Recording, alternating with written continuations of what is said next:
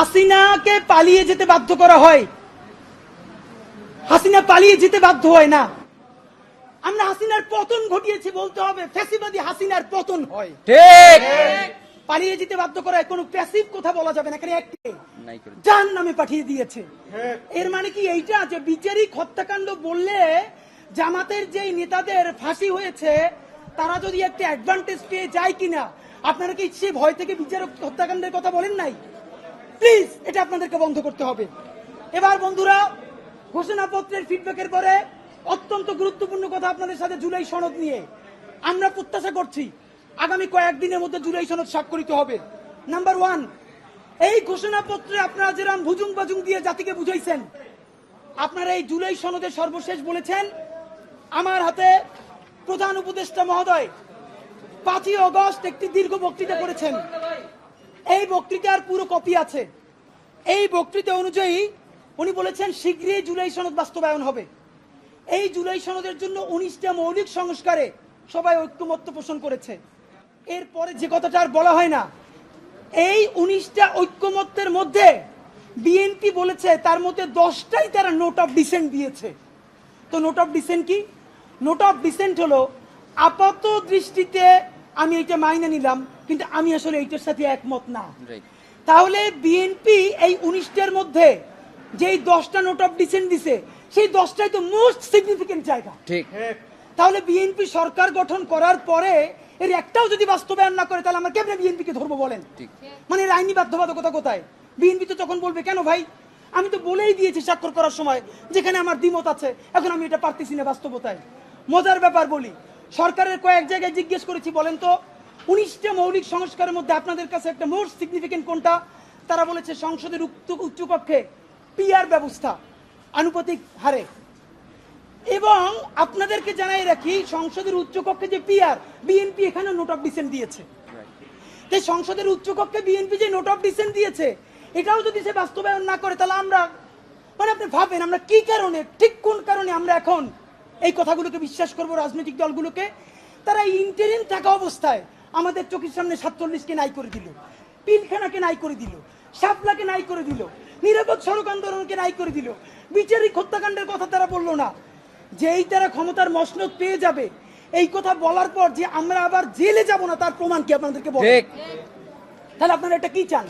Doctor Yunus সাহেব, number 2 আপনাকে বলতে চাই আইনি বাধ্যবাধকতা আমাদেরকে অন্তত 20 জন শহীদ পরিবার বলেছে।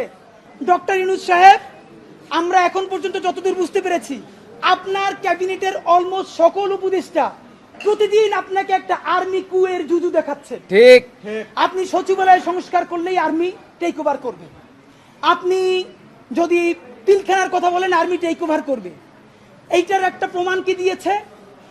বাংলাদেশের ছাত্র জনতার একমাত্র প্রতিনিধি বানিয়েছে তারা এনসিপি কে।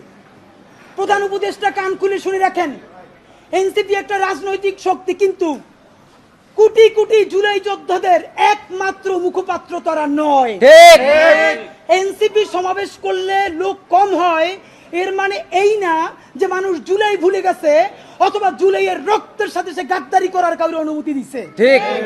বরং এনসিপির সাথে লোক কম হয় এর বড় বাস্তবতা হলো তারা মনে করে বিএনপি বা জামাতে ইসলামী ঠিক যেভাবে জুলাইকে বিভিন্নভাবে বিজনেসের মডেলে নিয়ে এসেছে এনসিপিও এখন সেটাই করছে, তাই তারা এনসিপির সমাবেশে আসে না। ঠিক। কিন্তু এই মানুষ, কোটি কোটি মানুষ এখন পর্যন্ত রাস্তায় নামতে প্রস্তুত যদি আপনি একটা বিপ্লবী ভাষণ দিয়ে জনতার পক্ষে সংস্কারের আপার হ্যান্ড নিয়ে নিতে পারেন। প্রধান উপদেষ্টা আপনাকে বলি, আপনার উপদেষ্টারা সারাক্ষণ জুজুর ভয় দেখায় না? আপনারে বলি একটু কান দিয়ে শুনেন, যদি ওয়াকার সাহেবের এবং আর্মি জেনারেলদের সাহস থাকে, আই রিপিট সাহস থাকে, একটা কুক ওইদি দেখাইতে বলেন। ঠিক ভাইরা, ব্যাপারটা এমন না। লিথাল উইপেন যখন চলে তখন পুলিশের উইপন আর আর্মির উইপেনের পার্থক্য থাকে না, প্রত্যেকটাই জীবন কাইরে নেয়। এই মাত্র একটা বছর আগে আমাদের হাজারো হাজারো শহীদ যেই গুলিতে শহীদ হয়েছে এর চেয়ে দামি গুলি তো আর্মি আমাদের উপরে ব্যবহার করতে পারবে না। আপনি মনে রাখেন, এই ওয়াকার সাহেব অথবা আর্মি যদি কোনো কু করার চেষ্টা করে জনগণ গিয়া ক্যান্টনমেন্টের ইট খুঁজে নিয়ে আসবে। ইট একটা ইট ক্যান্টনমেন্টে আস্থা থাকবে না, আপনি যাইকে রাখেন। আপনি কারে ডরান? আপনি ভোট নেন, মিনিমাম 100 রিক্সাওয়ালার সাথে কথা বলেছি গতকাল পর্যন্ত, প্রত্যেকে বলে এই উপদেষ্টাদেরকে তারা বিশ্বাস করে না, কিন্তু ইনুস বেড়া ভালো। এর মানে সারা বাংলাদেশের জুলাই যোদ্ধারা, জুলাইয়ের পক্ষের শক্তিরা আপনার মুখটা দেখা এখন পর্যন্ত এই সরকারের একটা হাত ধরে রাখছে। কিন্তু এই উপদেষ্টাদের কেউ কেউ ইতিমধ্যে রাজনৈতিক দল যারা সামনে ক্ষমতায় আসবে তাদের সাথে নেগোসিয়েশন করে কেউ সামনে আইনমন্ত্রী হবে, কেউ অন্যান্য মন্ত্রী হবে, কি কি হবে এইটা পাকাপোক্ত কইরা এখন তাদের জবানে আমাদের ঘোষণাপত্র লিখে দেয়। ঠিক এখন সেই ক্ষমতায় যারা আসবে সেই দলের মুখপাত্র হয়ে তারা এই সরকারের মধ্যে কাজ করে। প্রধান উপদেষ্টা, আপনার একটা কথা বলি, আমরা আগেও বলেছি এই সরকারের সকল উপদেষ্টার এক পা অন্য দেশে, বিপদ হইলে ভাইগে যাবে, কিন্তু আমরা দৃঢ়ভাবে বিশ্বাস করি আপনি ভাগবেন না। এর প্রমাণ, আপনি যদি ভাগতেন পৃথিবীর কোন দেশ আপনারে রাখতে চায় না বলেন? তাহলে হাসিনার আমলেও 10 তলা বিল্ডিং বাইয়া আপনার আদালতে হাজিরা আপনি দিতে আসতেন না। ঠিক, আপনি তখনই বিদেশ থাকতে পারতেন। আপনি এই দেশে থাকতে চান বলেই আপনি আসছেন, আমরা বিশ্বাস করতে চাই। মাননীয় প্রধান উপদেষ্টা, আপনি বাঁচবেন কয়দিন বলেন? আপনার এত বয়স হয়েছে, বাংলাদেশের গড়ায় উঠছে প্রায় 20 বছর বেশি পাচ্ছেন। আমার বাপে 63 বছর বাচ্চা, তার চেয়ে আপনি প্রায় 20 বছর বেশি। মাঝে মধ্যে মৃত্যু অধিক। মাননীয় প্রধান উপদেষ্টা, আপনি যখন আপনি একটা গবেষণা করেন 40 মিনিটের বক্তৃতা, রিক্সা চালক, ভ্যান চালক, সবজি বিক্রেতা, বিশ্ববিদ্যালয়, এইবার যে আপনার এই বাংলাদেশের পক্ষে হৃদয় নিংড়ে ভালোবাসা, আপনি যখন বক্তৃতা করেন আপনার চেহারা আর্টিফিশিয়াল ছাপ, ইদানিং আপনি স্ক্রিপ্ট দেখে দেখে বক্তৃতা করেন, এগুলো আমরা চাই না। মাননীয় প্রধান উপদেষ্টা, আপনার অন্তরে যা আছে, আপনার যে বাধ্য করে তার কথা বইলে দেন না। আপনারা কি করবে বলেন? আপনার খুন করবে। আপনি প্রায় 80 বছর বাঁচছেন, আর কয় বছরই বা বাঁচবেন? আপনি কি করে?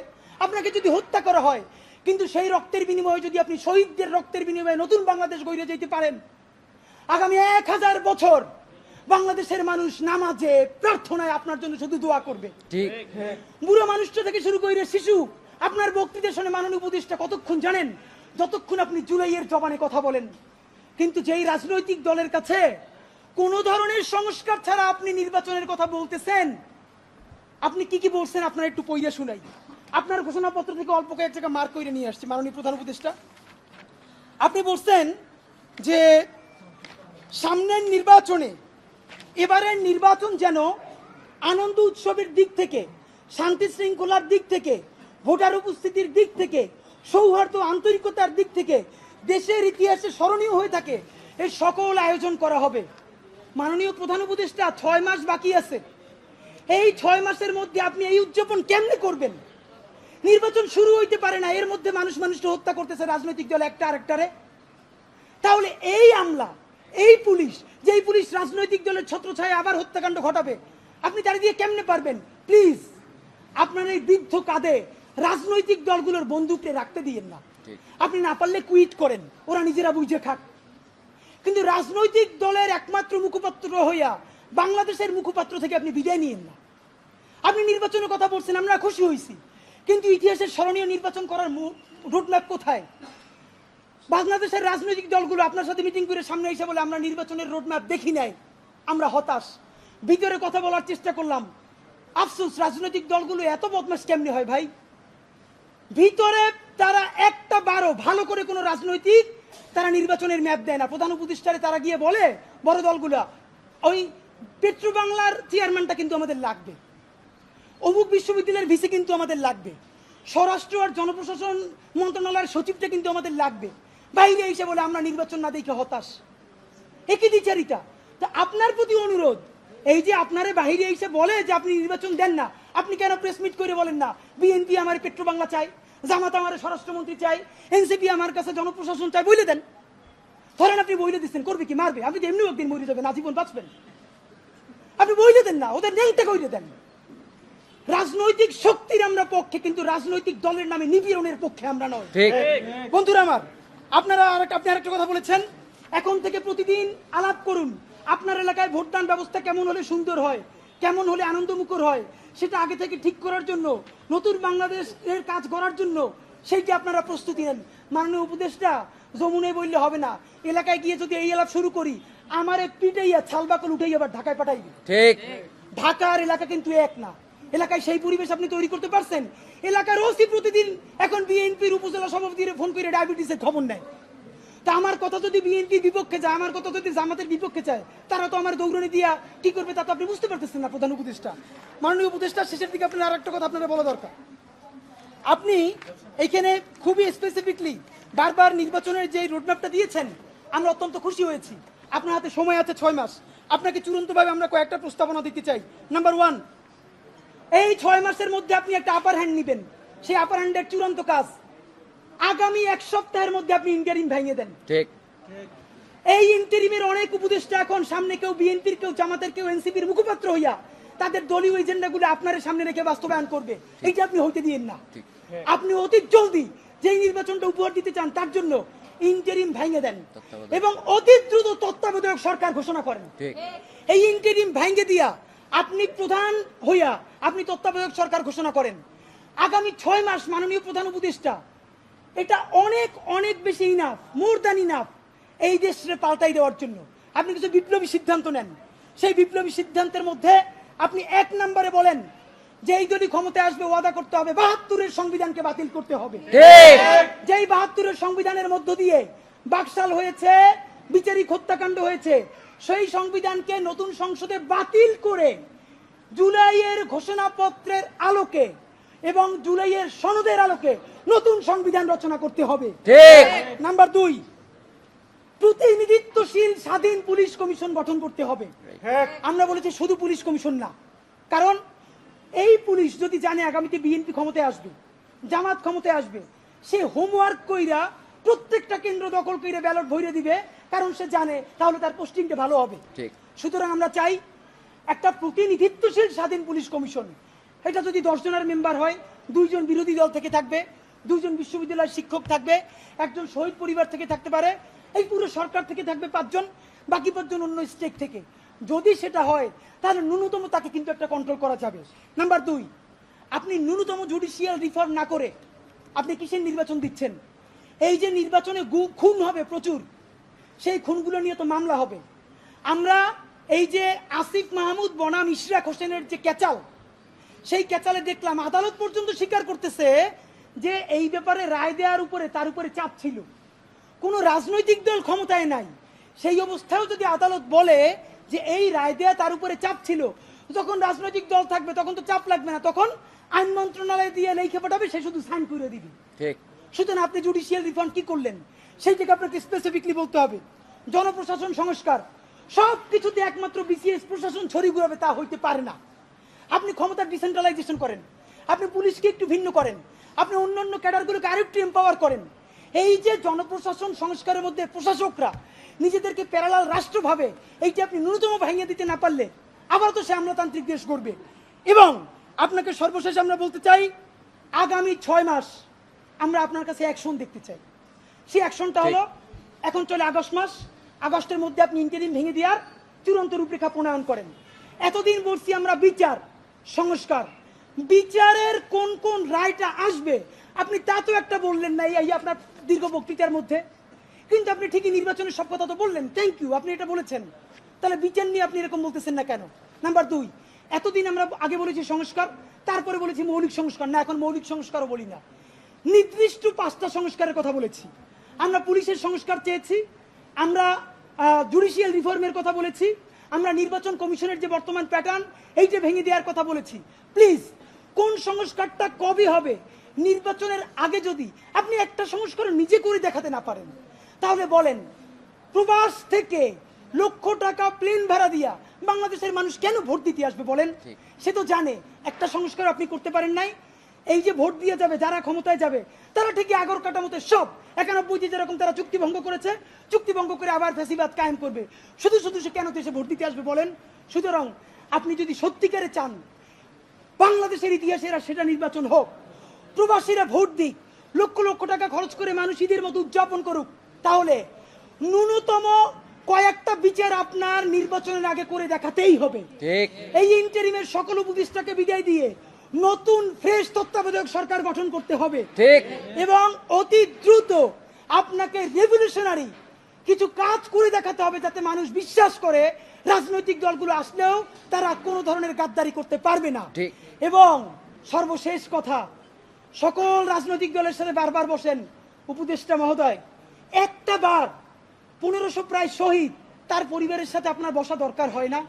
এই যে এত সংস্কার করলেন, আমাদেরকে কেন তারা ফোন করে জিজ্ঞেস করে যে এগুলো সব কি তারা না কইরেই চলে যাবে? প্লিজ জুলাই সনদ ঘোষণার আগে যা যা করতেছেন সেই রাজনৈতিক দলগুলোর একদিকে সামনে রাখেন, শহীদ পরিবারগুলোর সামনে রাখেন, তারপর বলেন যে এইটা এইটা করছি, একটু শহীদ পরিবারের কথার মূল্যায়ন করেন। এইটা যদি একটাও না করেন তাহলে কি করব? এই সরকার দুর্বল হয় সেটা করব না, আমরা নির্বাচনের বিরুদ্ধেও দাঁড়াবো না, তাইলে আবার বলবে আমরা গণতন্ত্র চাই না। আমরা যারা ক্ষমতাহীন কিন্তু জনতার জবানে কথা বলি, তারা এই নির্বাচন বয়কটের ডাক দিব। ঠিক। তখন একমাত্র যারা ক্ষমতায় এসে দুর্নীতি করবে সেই 20% মানুষ ছাড়া আপনি কোন কেন্দ্রে একটা কাক বিড়ালও খুঁজে পাবেন না। মাননীয় প্রধান উপদেষ্টা, ঠিক। জনতা শক্তিশালী না ক্ষমতা শক্তিশালী, আপনি যদি সেটা চ্যালেঞ্জ হিসেবে নিতে চান তাহলে কোনো সংস্কার ছাড়া নির্বাচন দিতে পারেন, কিন্তু শত শত যে লাশ তারা ফালাবে সেই দায়ও আপনার নেওয়া লাগবে। মাননীয় প্রধান উপদেষ্টা, আপনারে আমরা ভালোবাসি জুলাইয়ের জন্য, আপনি প্লিজ তাদের বন্দুক আপনার কাঁধে নিয়ে আপনি বিদায় নিয়েন না। আপনি জুলাইয়ের বন্দুকটা হাতে নেন, রাজনৈতিক দল আর্মিরে ডাইকে বলেন যদি আমার হেল্প করেন করেন, নইলে যা যা করছেন সব বইলে আমি বিদেশ চলে যাব। যেই বাংলাদেশ জুলাই অর্জন করছে সেই জুলাই আবার তাদের বিরুদ্ধে রক্ত দিয়া ইনশাল্লাহ ইনসাফের বাংলাদেশ গড়বেই। বাংলাদেশ জিন্দাবাদ, ইনকিলাব জিন্দাবাদ।